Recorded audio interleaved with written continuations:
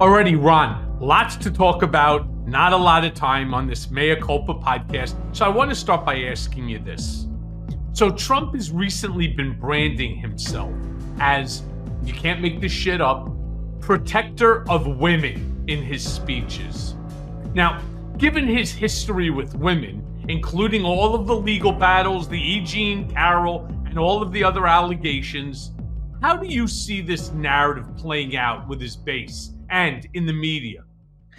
As usual, he's sort of like a bull in a china shop. Like, he puts that out there, but he doesn't really fully explain what he means by it. So it leaves everybody, going off in different directions. What he's talking about is migrants, that he is protecting women from migrant criminals that are going to kill them, rape them, rob them, etc. So, but he doesn't exactly say that in his statements. He just says, I love women, I protect women. But when he speaks, when he does interviews, he fleshes it out a little more, and he typically says, I'm going to protect them from migrant crime. So that's what he's referring to. Yeah, but again, I'm not even sure how even his base is buying into this bullshit. It just doesn't it makes no sense.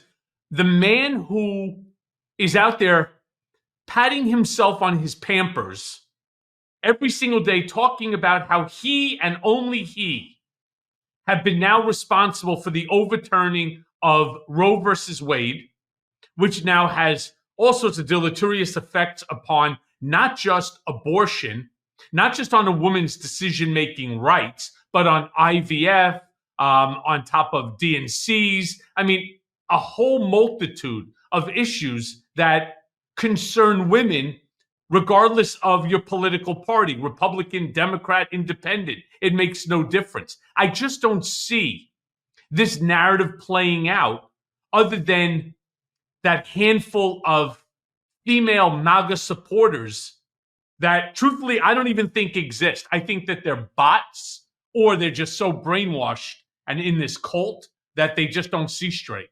Here's what I think is going on behind the scenes is in 2016, the reason why he won, if you break down the numbers and you compare the different demographics from the 16 election to the 2020 election, he kept women reasonably close against Hillary. Yeah, I think he only lost women by like 8 points, something like that. And that's the reason why he won. The reason why he lost in 16 is he got destroyed by women. He lost women voters by, I think, 26 points in 2020. The polls now are showing basically the same numbers, maybe slightly even worse. So his campaign people are telling him, we're getting destroyed in the women demographic. Women are killing us. What they're telling him, though, is we need to make that up in other places. We need to do better with white men. We need to do better with young male voters. We need to boost their turnout. So that's what they're telling him to do. But of course, Trump. I mean, when he gets it in his head that somebody is telling him that a specific group doesn't like him, he's going to spend extra time going after that group that doesn't like him, which strategically makes no sense. No, it doesn't. And then on top of that, you have to deal with the likes of people like MAGA Mike Johnson. I mean, the other day, I am blown away. I'm blown away that there's still even a race that's going on right now based upon all the faux pas and the foibles that are taking place within this group. You have MAGA Mike Johnson refuse to respond. He refused to say that he would certify the election if Trump loses. He refused to agree to that. This piece of shit is the Speaker of the House. What does it say about the current state of the Republican Party's commitment to democracy? And also, how do you think that this could impact voter confidence in 2024? Yeah, well, Mike Johnson knows one thing. He keeps his job as long as he stays in Donald Trump's good graces. The second Donald Trump snaps his fingers and says, Mike needs to go, Mike's gone. And he's obviously trying to hang on to his job. So, whereas normally you'd have a speaker right now paying attention to increasing his majority or hanging on to his majority to keep his speakership and to do certain things to make sure that happens. Johnson doesn't have that luxury because he has to please Trump. And so he kills the bipartisan border bill. He kills any ability to negotiate a budget. He attaches the poison pill of the SAVE Act to the CR. He just makes one bumbling mistake after another, all because he's trying to appease Trump. But the odd thing about it is that none of these things pass. He doesn't accomplish anything Trump wants him to do, and yet Trump never seems to blame him for some reason. So it's very odd. I think that they're going to lose the House for sure. And there's already been some of the leaders basically of the Republican caucus have said if they keep the House, Johnson has a chance to retain Speaker, but not for sure. But if the Republicans lose the majority, he's not going to be the minority leader. He'll be toast. Oh, 100%. So let's just delve a little bit further into that, because you believe, and I do as well, that the Democrats will end up taking the House back. I agree. Do you think that the Democrats will retain control over the Senate? Not now. I changed my mind on that the last few days, because I think it's all going to come down to Montana. That's the way I see it shaken out. I think we win Arizona with Gallego. We win Pennsylvania with Casey. Ohio, I think Sherrod Brown hangs on to that seat. It's all gonna boil down to Montana and that tester race against Sheehy. I think that the problem is that Montana is a red state that Trump won by 27 points, something like that. And you have Tester, who's been there a while, who's hanging on. So it's a similar situation to Sherrod Brown in Ohio, where it's like a red state, but you have a pretty popular Democratic senator.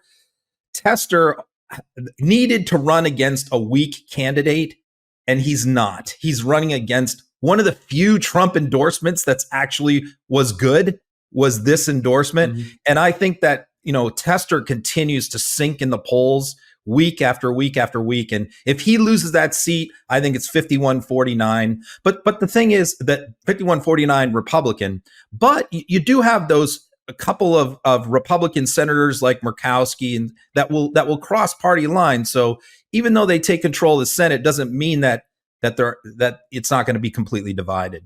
See, I agree with you on that, but I have a little bit of a different point of view. I find that most people, when they're at the ballot and you're voting for Kamala Harris, and you're voting for Tim Walz, and you know why you're doing it. You're doing it because you believe in the Constitution, right? You believe in the rule of law. You believe that Donald Trump and Shady Vance, as we like to call them, right? Shady Vance and Von Schitzenpants, are so wrong for America's future, for the country going forward, for our democratic republic, that technically, what do? Most people are like this. They're not going to go, well, I like this guy, I like this guy, I like this guy, and then go bounce back and forth between Democrat, Republican. They basically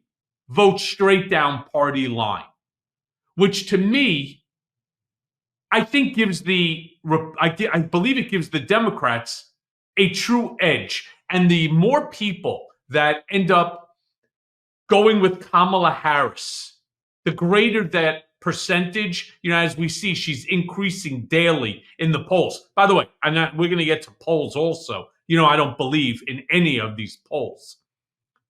I believe that people vote straight up and down the line. It's easier. Most people also don't want to admit to themselves that they really don't know who their state senator is. They don't know who their governor is. They don't care, right? It's like they're there for the general election of the president. Do you know what I mean? Yeah. And I think that in and of itself will be the sort of decider as to whether or not the Democratic Party retains control over the Senate. But my big fear has always been that Republicans keep the House and take the Senate if, in fact, Kamala Harris wins the election. Because right off the bat, if you have somebody like a MAGA Mike Johnson, the very first move that he will make is to file articles of impeachment based on something. I don't even know what it would be, but he'll find something, and then you have the Senate to go along with it. And now you put this country into a true constitutional crisis. I think you're right as far as the House. I think the House is going to go how the presidential election goes. I think you're right that the down ballot races are going to line up with the presidential race. But I think we're seeing something different happening in the Senate. That's if you believe the polls. I agree with you. I hate polls. You never see me posting polls on social media because I think they're all garbage. But the polls do say the opposite in state after state. I mean, Muckersell Powell, who's running in Florida against Rick Scott, is polling much better than Harris in Florida. Sherrod Brown is polling much better than Harris. So Arizona, same thing. So Kerry Lake is polling much worse than Trump. So yeah, it's we can go state by state. It's a straight. And Casey is winning big against McCormick in Pennsylvania. And that's been a 50-50, all the polls, in the presidential race. So I agree with you. For the most part, that's always been the case. But it seems like in these few key Senate races, there could be ticket splitting where a lot of people vote for a Democrat for Senate, but vote for Trump for president, which is odd. Yeah, I agree with that. So let me ask you this, then, because President Biden's final address to the United Nations General Assembly focused on global unity as well as United States leadership in the world. Now, contrast that to Trump, who has regularly and consistently promoted an America First isolationist ideology, an isolationist policy. How do you think that this will play out on the international stage as the election approaches? Yeah, I mean, this doesn't get talked about enough. I'm glad you brought that up because I think that the reason why Putin invaded Ukraine when he did was because the plan all along was for Trump to be president when he invaded Ukraine in his second term. Because you see, if he had invaded Ukraine in Trump's first term and Trump didn't do anything about it or didn't come to the aid of Ukraine, Trump would have gotten creamed in his reelection, and he knew that. So the plan was, I think, always to wait until Trump's second term, and that Putin was going to use this invasion and Trump's refusal to back Ukraine to break up NATO. I really think that was always the plan. And it remains the plan, I think. I think if Trump comes in, the first thing he's going to do is cut off aid to Ukraine. And he's going to talk about pulling us out of NATO. And they're already floating excuses. Trump's always used the lame excuse they're not paying their fair share, which is nonsense. And then Vance just floated a new thing, which is we're going to pull out of NATO because they're being mean to Elon Musk over content moderation. So they're continuing to come up with excuses why the U.S. should pull out of NATO. And that is my greatest fear. One of my greatest fears, there are many, if Trump becomes president. But one of my greatest is that this is going to wreck the NATO alliance that's stood us well for 80 years. Of course it does. Of course it destroys NATO. The United States is the leader of NATO, right? I mean, we do provide the most financial benefit to NATO. However, what we don't provide is the highest percentage of GDP. I believe, if I'm not mistaken, that I think goes to Poland, right? If something like that, based on the percentage of GDP.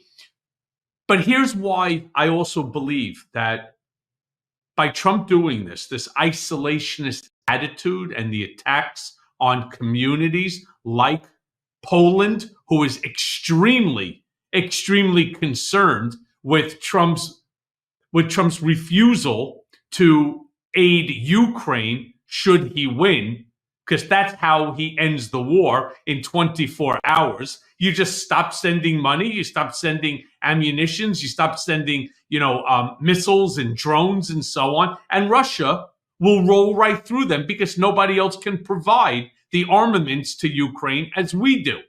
So Russia ends up winning. They're not stopping at the border of Ukraine. They're going into Poland. And then to add to your belief, and I agree with it wholeheartedly, NATO is toast on day one. There is no issue about that. Trump pulls out of the climate accord again. He pulls out of NATO. He pulls out of everything. Again, based on the bullshit that this is all about money, that we need the money in America, and that we need to stop being the policemen and the saviors to the world. Let's save our own people first. Well, and at the same time, he's talking about pulling out of our military alliances. He's talking about starting a trade war with China and other countries, and imposing 20% tariffs on Mexico, on China. So at the same time, you're severing ties with your allies. You're starting trade wars at the same time with them. And the reason why he's talking about imposing these tariffs is to make up for all the promises of everybody not paying taxes anymore. No taxes on Social Security, no taxes on tips. Well, we'll just make up with that by starting a trade war with China, and I'll bring in a bunch of new money, which is only going to, create tremendous problems for the United States economically. It could nosedive us into a recession faster than anything else. Yeah, but I don't think you got that right, by the way. I know that what Trump was saying was he wants to do a minimum 10%, then he upped it to 20% worldwide tariff on all goods coming into America, but 60% on China alone. Oh, I didn't hear that. Yeah, I didn't hear that. He floated a 60% tariff on China. Let me be very clear. And That's insane. Every economist has turned around and said the same thing, which is that you are talking about an absolute crash of our economy. And then you listen to some of these MAGA morons, and I don't understand. If you don't know something, it's very simple. Here, let me just prove a point for a quick second. All right. Let's see if I can find it here. All right. So I just Googled Trump-China tariff. That's what's sitting here, right here. Boom. There it is, right there. Trump tariff threatens amount, game of chicken with trading. All right. If you want to look something up and you want to know the truth, how about just turning around and Googling it? And to those MAGA morons that may be listening to this program, that's GOO, followed with another G, an L, and an E. And he turns around and it's a 60%. Here, the Peterson Institute has estimated that the 10 to 20% across the board tariffs combined with a 60% tariff on China proposed by Trump would cost U.S. families between $1,700 to $2,600 extra a year just to cover their basic needs, depending on the height of the Trump tariff. All right, it is catastrophic, and these folks don't understand that the United States doesn't produce about 80% of the goods that we consume on a daily basis. And so by creating this isolationist policy, you are basically telling America you need to produce everything on your own, from pens to paper to pots and pans to steel, all of that stuff. Do you remember when Trump tried to pull that bullshit with aluminum during his 2017 presidency? And what ended up happening? Pepsi, Coke, bottling company, they said, you know what? Fuck this, right? We just won't sell our product in the United States. Not a problem. And what did Trump do? Whoa, hold on, take it easy there, because I need my Diet Coke, right? He gave them a waiver. He started issuing waivers to some and not to others. And then he ended up providing waivers to those other groups. Ultimately, his tariff meant nothing because there was no teeth behind it. It was just a bunch of bullshit, talking points. And at the same time, he's talking about deporting all the people who produce our food. Migrant, all the people that are picking fruit, cultivating vegetables, farming, working in food processing plants. He's going to round them all. And by the way, working landscaping jobs, construction jobs. Yeah, he's going on to his round golf all course. of them up and deport them. Low wage workers, right? And so how are you going to lower food costs, which is what he's been promising lately, when you deport all the people who are producing food cheaply? Yeah. Could you imagine? So now you go into the supermarket and you want to have your berries, right? Your strawberries, your blueberries, your raspberries, and you put the 3 little bushels, right? Those come in those green little containers, strawberries, blueberries, raspberries. Clink, cha-ching, clink, cha-ching, clink, cha-ching.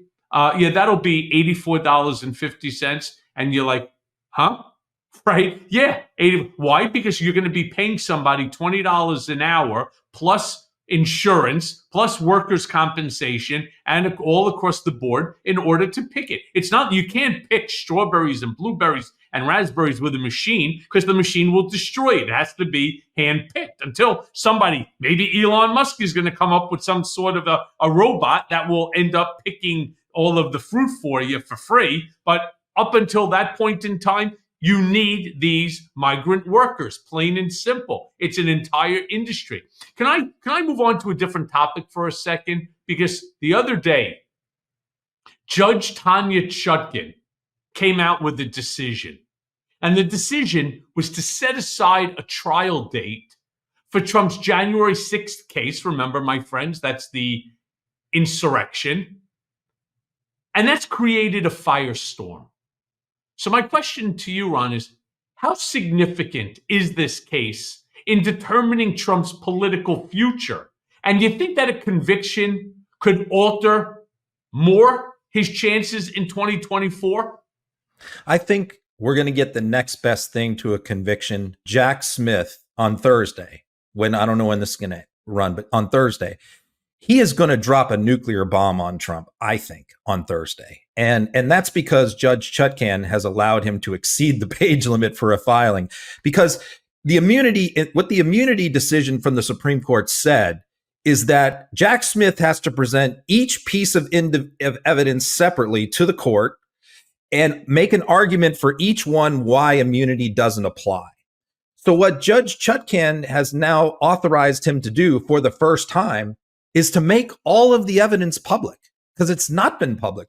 We don't know what Mark Meadows said in his proffer. We don't know what Mike Pence said in his proffer. None of that has been made public yet. And so it's about to be made public, much of it tomorrow, on Thursday, because Jack Smith is about to make his filing where he's going to lay out all of his evidence in the January 6th case for the first time, for the purposes of her making rulings on whether immunity applies. So that there's going to be many headlines, I think, over the next few days from reporters digging into those filings and pulling out some pretty wild stuff.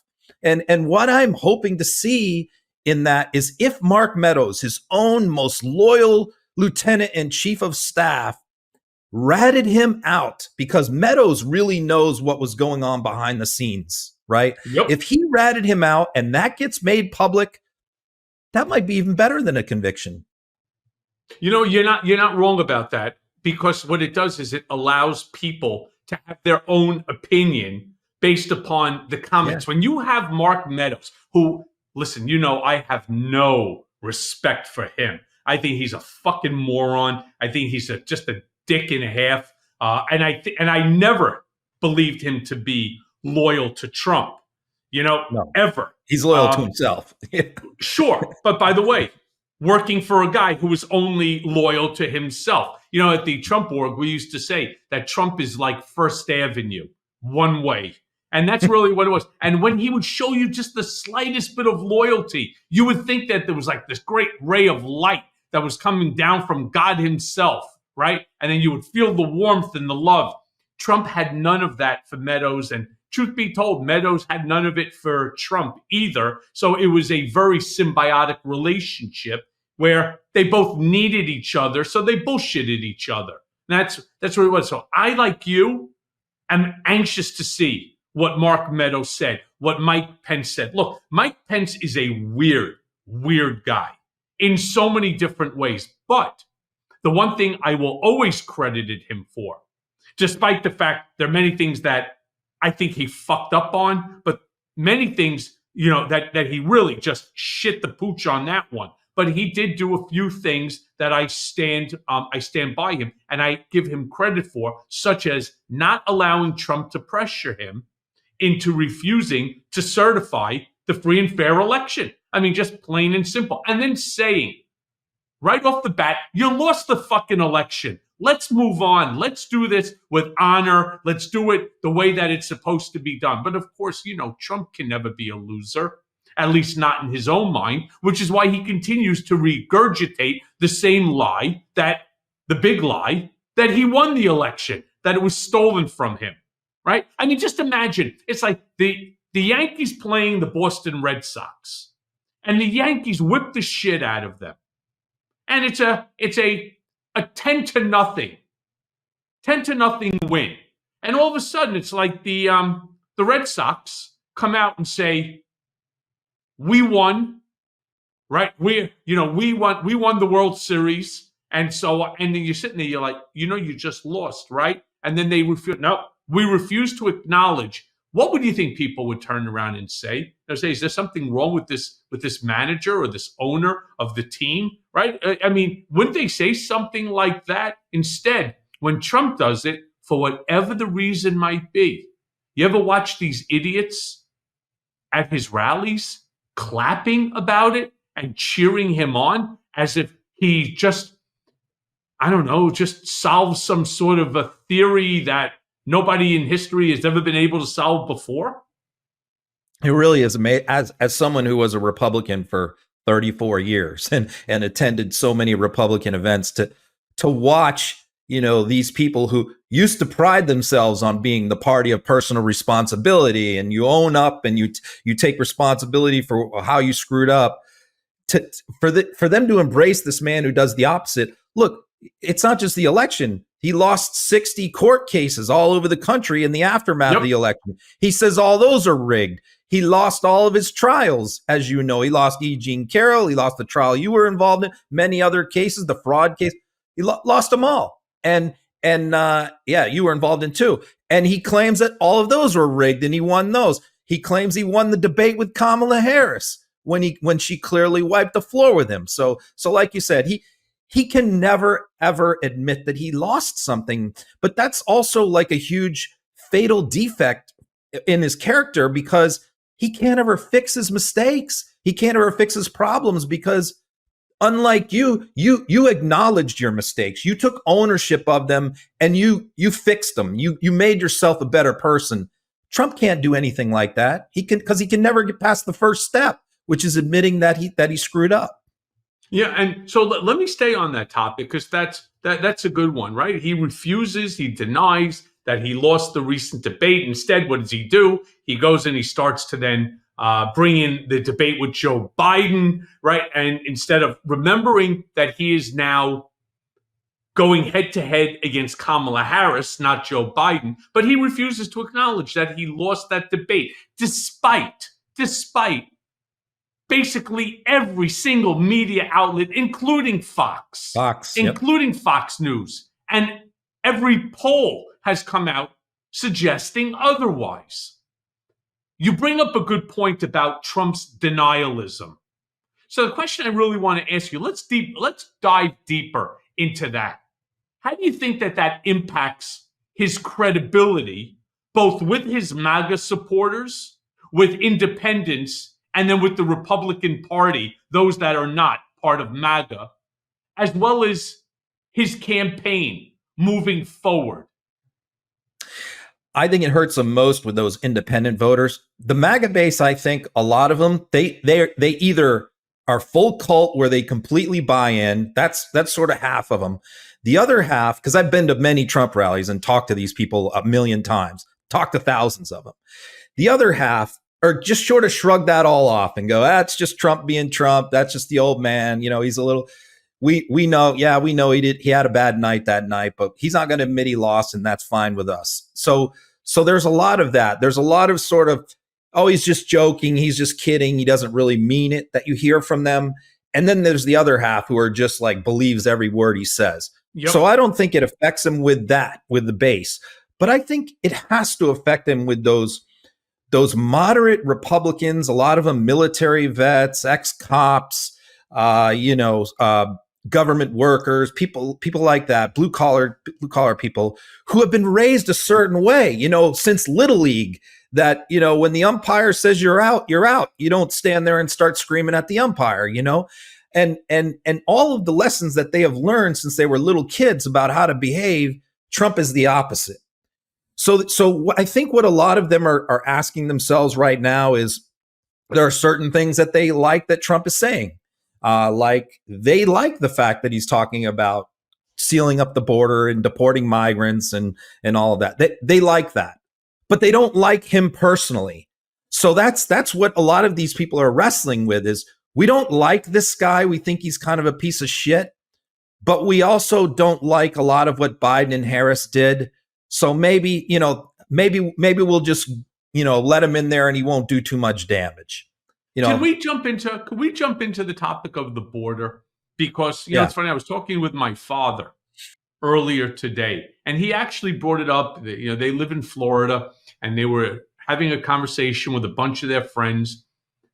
And everybody always wants to talk to my parents now, of course, about politics, knowing that they're my parents, right? All of a sudden, that this has become, like a go-to thing. And they say, look, I don't like him, which is exactly what you say. I find him to be despicable as a person, but our border is out of fucking control, right? I hear it all the time. Right. How would you respond to these people? And because I say to my father, make sure that you remind them that immigration has been a problem in this country for the last 5 decades.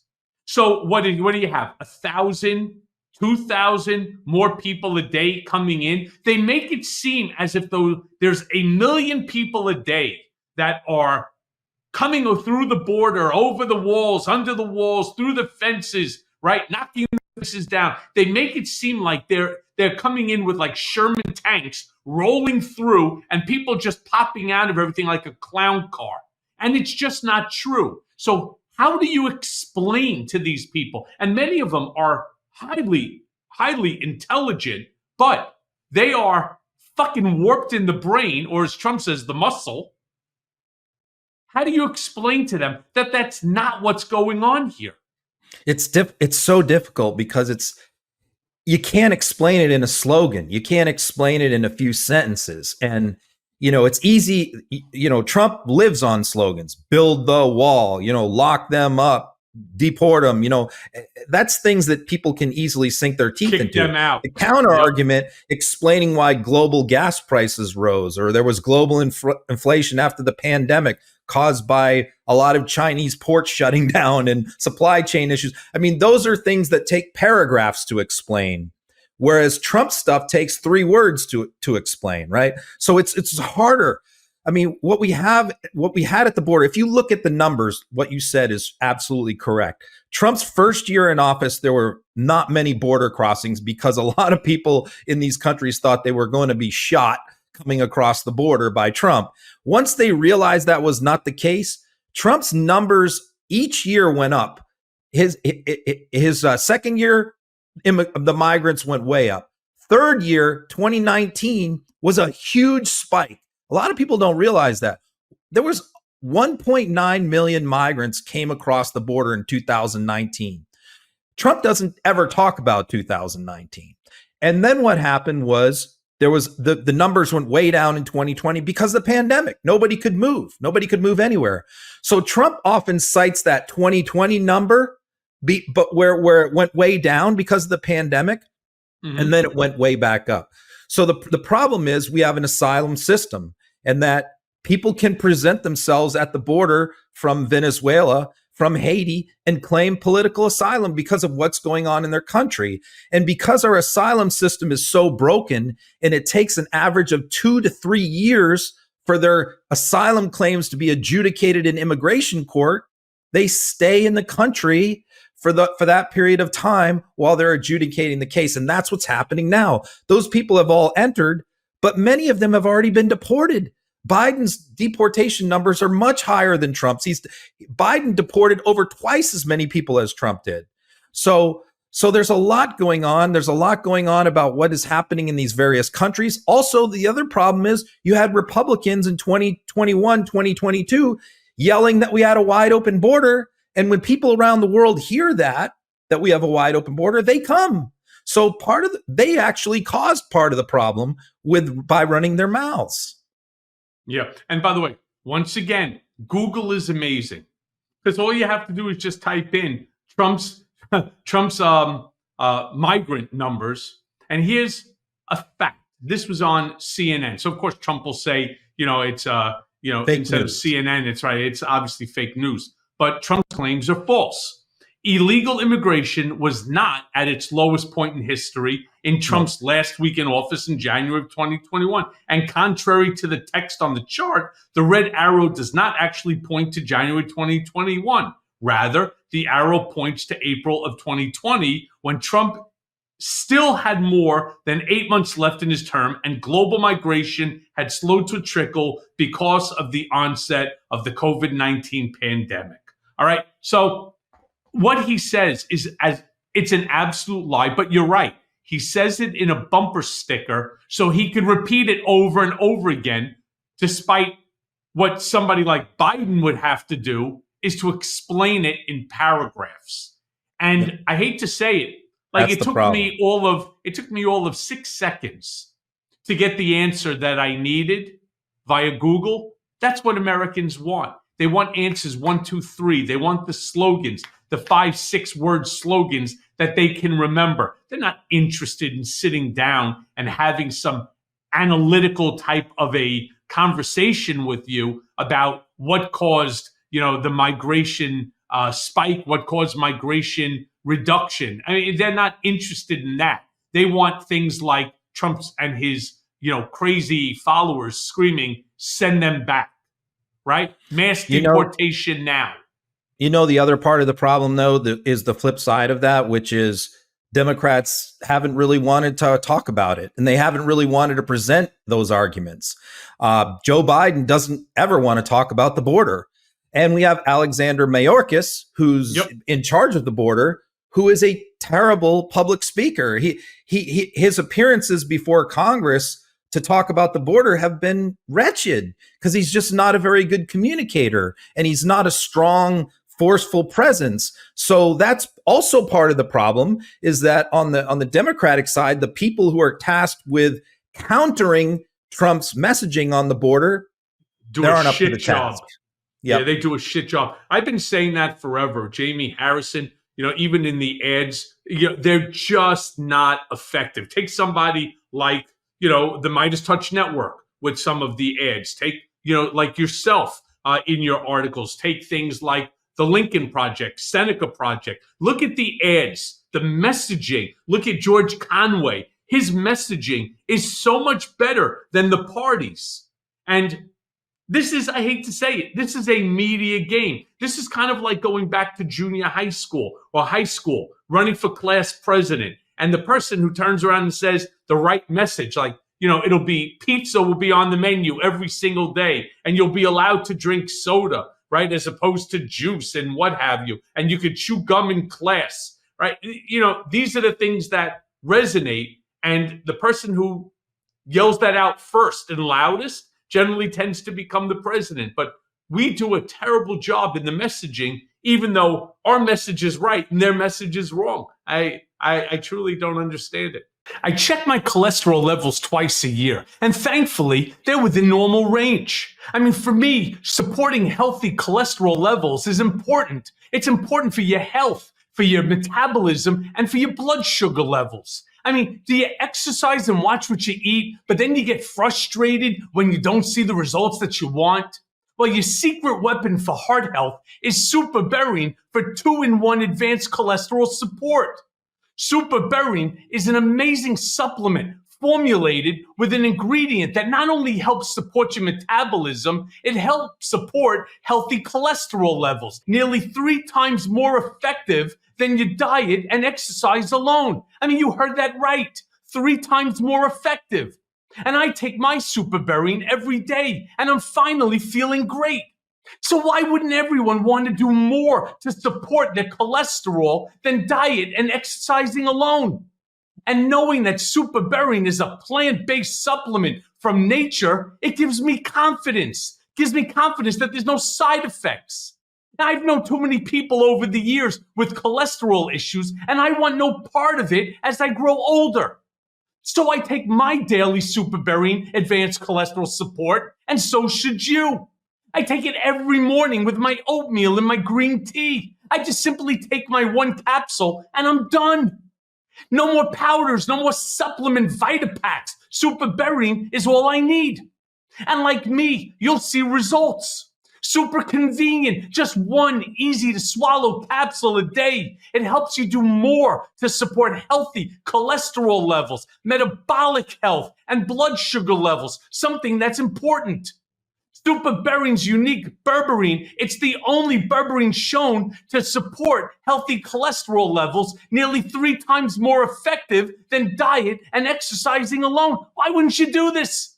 Clinically researched ingredients with better absorption and better results. I mean, it features a clinically studied berberine shown to have nearly, listen to this, 10 times higher absorption than standard berberine. I mean, Italian olive fruit extract provides strong antioxidant properties that support cardiovascular health. I mean, it's used by doctors and from the makers of Super Beets. So remember this, it's the #1 doctor, the #1 pharmacist and cardiologist recommended beet brand for heart health support. So give your cholesterol health advanced support with a free month supply of Super Berrine, plus 15% off. So go right now to superberrine.com and enter promo code Cohen. That's Super Berrine, that's BERINE.com/Cohen. So again, go to superberrine.com and enter promo code Cohen.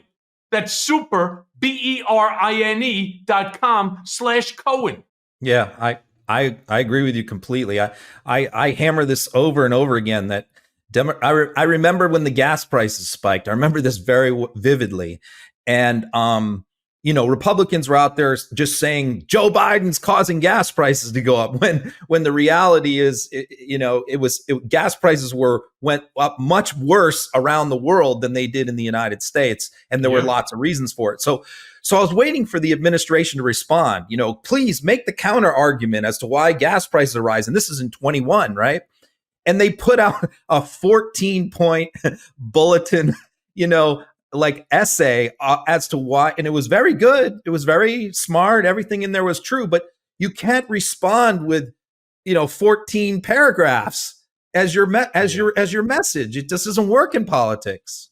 Yeah. Hey, can we go back for a second to the recent polling that's out there showing Kamala Harris's increasing favorability? And this is the important part. In the swing states, how do you think that Trump's campaign plans to counter her momentum, particularly given his reluctance to even acknowledge her success? That's the craziest part. One of the polls that I'm referring to that just came out, I go into the polls. You see, most people don't do this. They turn around, they get the poll numbers, they're like, oh, she's at 49, he's at 43. The other one says she's at 49, he's at 42. They compare now versus, say, 1 month ago, and that's basically what they know. But I look deeper into the polls. First and foremost, I want to see what's the size of the universe of the poll.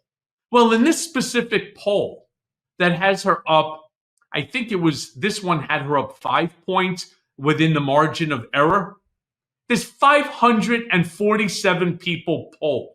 Yeah. Now, I want to be very clear. This podcast, Mea Culpa, we have like 500 million downloads since we start.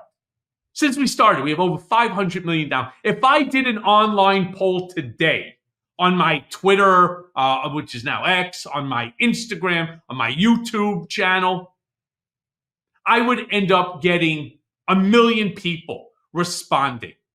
What bothers me, and it's always bothered me, and I had this fight with Breonna Keeler with that famous meme that ultimately I was right about and she was wrong, and never, of course, apologized, because media never apologizes for their mistake. You can't figure out shit from 574 people, especially when you know exactly what they're going to say. So I'm going to be a pollster for a second. And Ron Filipkowski is going to be the person who, I don't know, has a home phone these days, considering nobody does. And Ron is going to pick up the phone, which of course nobody does. And Ron is going to actually spend 10 plus minutes with me answering 15 questions. So I say to you, Ron, are you a Republican or a Democrat? You say, oh, I'm a Democrat. You say, okay. Or I right? Or you could say I'm a Republican. Well, the last election cycle, did you vote Republican or Democrat? You say, well, I voted Democrat. Okay. And, who do you think is, better for the United States, Kamala Harris or Donald Trump? Oh, that would be Kamala Harris. And do you think that Donald Trump is better or worse for her on the economy? We already know what your answers are going to be before you even start that poll, based upon information that they have. How else did they get your phone number? How else did they get your contact information? Because they've probably already polled you in the past. So they know exactly who they're speaking to and what the answer is going to be. Maybe one out of the 500 people would provide an answer that, for whatever the reason may be, is different than what they expected. And that's why these polls don't mean shit. They're too small of a universe, and you already know the outcome in advance. Yeah. To me, that's why I don't pay attention. What I do is I look at where the campaigns are spending their time and where they're spending their money. That's what I do. I don't follow the polls. I follow the money and the appearances. And you look at where are Trump and Vance this week? They're in Georgia, North Carolina, and Pennsylvania and Michigan. That's it. I mean, so what does that tell you? That tells you that they don't believe any other states are really in play. And that's also where they're spending their money. They've completely given up on Wisconsin, like Minnesota. So, when people talk about, oh, Trump's polling well in New York, or, he's polling well in Wisconsin, but he's not spending any money there and he's not going there. So that tells you that the real polls, the most accurate polls, are the internal polls that the campaigns do themselves, where they're actually spending a lot of money to sample thousands of people, are telling him, you have no chance in those states. We're not going to waste time or money there. He'll go there to fundraise like he has done in New York, but he's not going to spend any money in those states. So it's quite clear already that this election is going to come down to, I think even, Arizona is going to be tough. Arizona is not polling well for Harris, and Harris hasn't really spent that much time in Arizona, which seems to suggest to me that she agrees with the Trump campaign, that the Harris campaign agrees with the Trump campaign, that this is all going to boil down to North Carolina, Georgia, Pennsylvania, Michigan, for the most part. And that's where this is going to be decided. And Harris, has to win 3 out of the 4, most likely, unless she wins Arizona. So I think North Carolina is very much in play because of the disaster of Mark Robinson being at the top of the statewide ticket. I think Florida's in play too, by the way. I don't care what anybody Only because says. of the amendments, I think. Because of the marijuana and abortion amendments that put Florida in play. It was not in play before that. No. Look, there's so much here that is so out of control as it relates to, for example, Meidas Touch put out a great ad. This network put out a tremendous ad about Trump and abortion and IVF and so on. And I believe that it's ads like that that actually start flooding the airwaves. They're brilliantly done, whereby it can ultimately change the outcome of that state. I think that there's a lot of women out there, especially in Florida, who are really scared shitless. And every time that you hear about another woman dying in a parking lot from bleeding out, whether it's 1, 2, 10, or 20, doesn't make a difference. That one gets magnified because that person never should have died. And it's only because of the restrictions of the state based upon what Trump is promoting is that person dead. And I think that this all plays incredibly well into Kamala Harris's campaign. And I don't believe it's going to be even close. I don't believe it comes down to merely 4 states. I really don't. I think there's going to be a lot of surprise. I don't think women, regardless of what they tell their husbands, who may be MAGA extremes, when you're there at that voting booth, it's you, the ballot paper, and your God that are going to know who you actually voted for. So I think that there's a lot of bullshit about I'm voting for Trump simply because they just don't want to fight with their neighbors or their spouses. And those women, when you go back to those pollsters, those women are on the phone with the pollsters with their husbands sitting right there, right? When they're talking to them, right? Yeah. So there's also 2 things I think that give me confidence in the Harris campaign, which is where they're running circles around the Trump campaign. Two areas. One is the digital social media ads through TikTok and other alternative platforms. They're reaching so many different voters and so many young voters. If you look at the numbers, the percentage of people under 30 who say that they now get their news from TikTok is like 30%. It's like a staggering number. And I'm on TikTok. The Harris campaign has been all over TikTok, and the Trump campaign has not. So that's number 1. Number 2 is the ground game. The Harris campaign has spent a ton of money and tons of resources on putting boots on the ground, getting people in these key states to turn people out to the polls. The Trump campaign has not done that. They have virtually no ground game in these battleground states. They don't have the people on the ground. They're relying on people like Charlie Kirk and church pastors to get people out. And that just doesn't work. So then why are they all saying that, this campaign, that the campaigns are neck and neck, and that Trump and Harris are neck and neck in the ultimate outcome? She received, after the announcement, after the nomination, there's like 2 million new volunteers. 2 million. She's raised $750 million. Right. Triple what he raised. The momentum is it's just shooting up like a rocket ship. Whereas look at what we're seeing. Like, for me, I'm not looking again at the polls. You know what I look at? I look at his rallies, and I see the lack of enthusiasm on the faces of the followers that are there. I see the mass exodus while he's speaking. This exodus that you've never seen before. You didn't see it in 2016, and you didn't even see, right? You just did not. And you didn't see it in 2020 either. Right now, he's 35 minutes into it, griping, bitching, saying how shitty America is, how terrible we all are. And you just see people pick themselves up and leave. That, to me, is the litmus test, not this bullshit on who they're, that, I don't know, whoever's paying for the poll wants a certain response, and you can get whatever the hell you want. Yeah, it's because it's the same old tired stories that these people have heard a million times before. They've heard him when he tells them on Fox, on Newsmax, at the rallies. They've heard the Hannibal Lecter story 46 times. And a lot of these people who go to the rallies are frequent flyers. As you know, they travel. It's like the Grateful Dead. They go from one to the other. I mean, the first 20 rows of all of his rallies are the front row Joes, they call them, the frequent flyers that go to 56 rallies. So these aren't paid for. Yeah, these aren't Ron, like, they're paid well, for. and the people behind him are staged. Yeah. They're all So staged. these things aren't organic.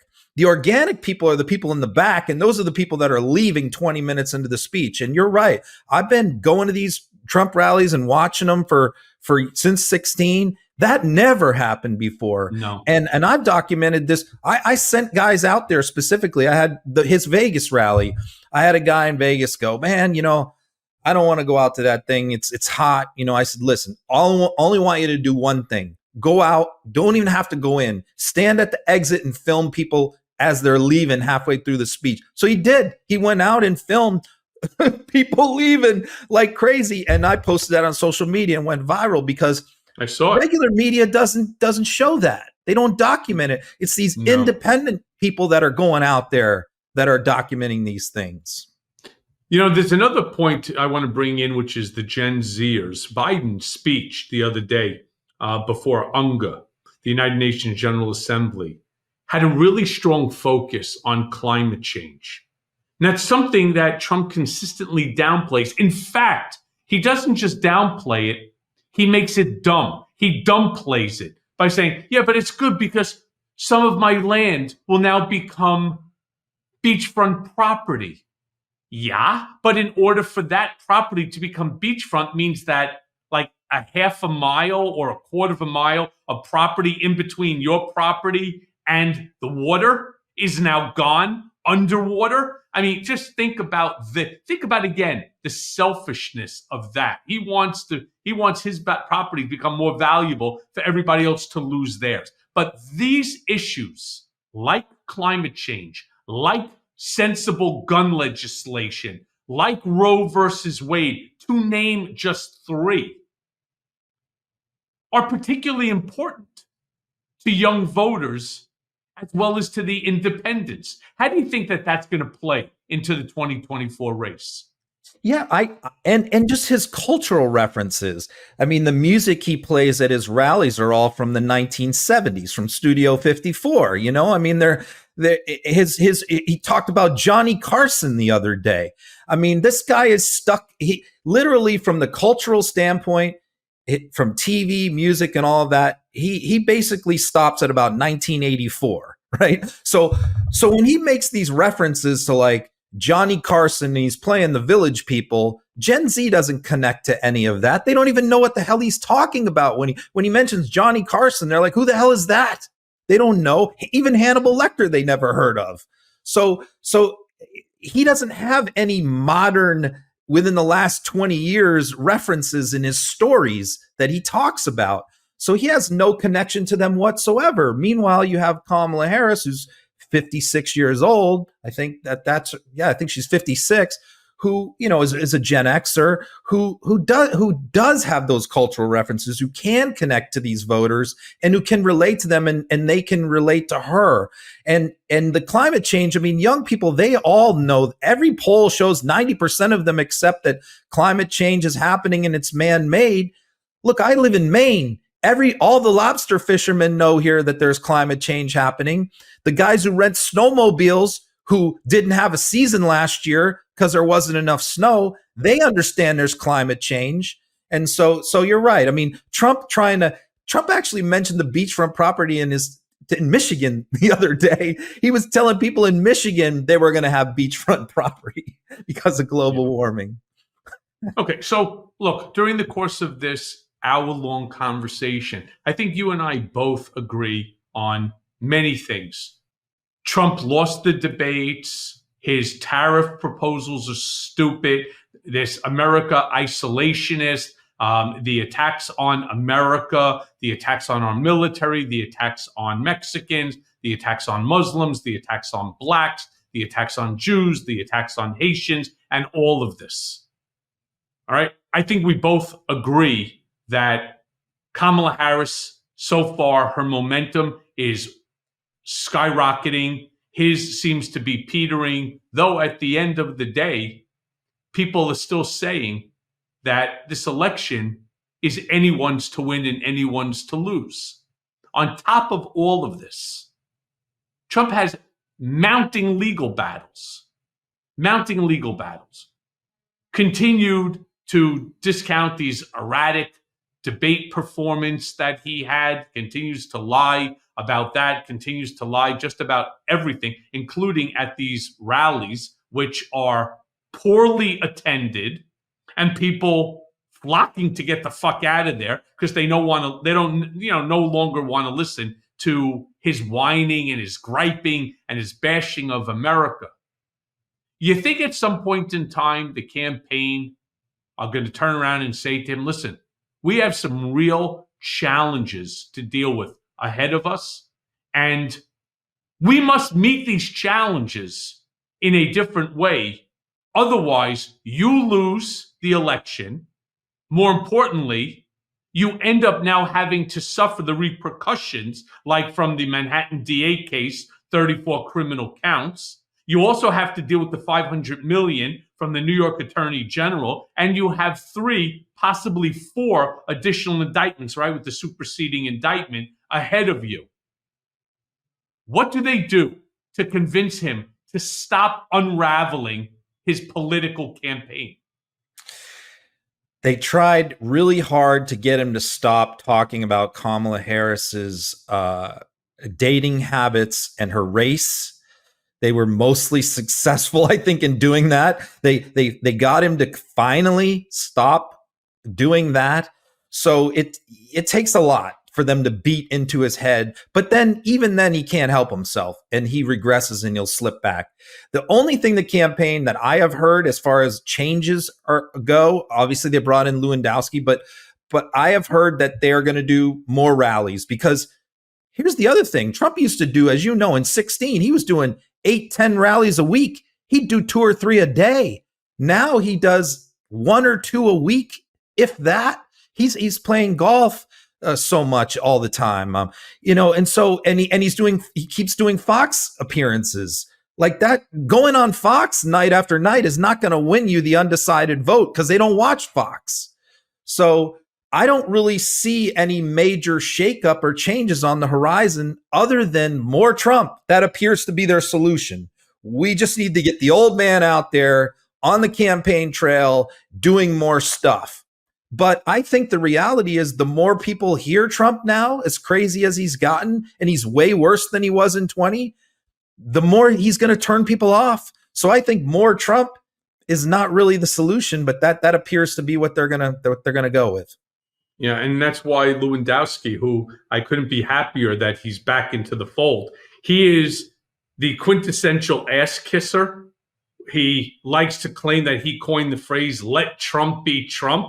Exactly. Let Trump be Trump, so that the American people can see what an absolute disgrace of a human being he is, and what a flawed candidate that he is. It just makes voting for Kamala Harris all that much easier. Despite the fact that somehow Trump has managed to convince people that Trump is better for Israel than Kamala Harris and Tim Walz, that Trump is better for the border, Trump is better for the economy, Trump is better for everything. He can fix everything in 24 hours. We all know that not only can he not do it, but he wasn't able to do it in the 4 years that he was president of the United States. So it just helps to highlight the fact that he's full of shit, and more people will ultimately come to that realization as we get closer to November 5th. So, Ron, let me say thank you for joining me on Mea Culpa. Absolutely great having you, and hope to have you back again. Yeah, and anytime. great job with Meidas Touch, my man. Great job. Thank you. Anytime. Keep it up, brother.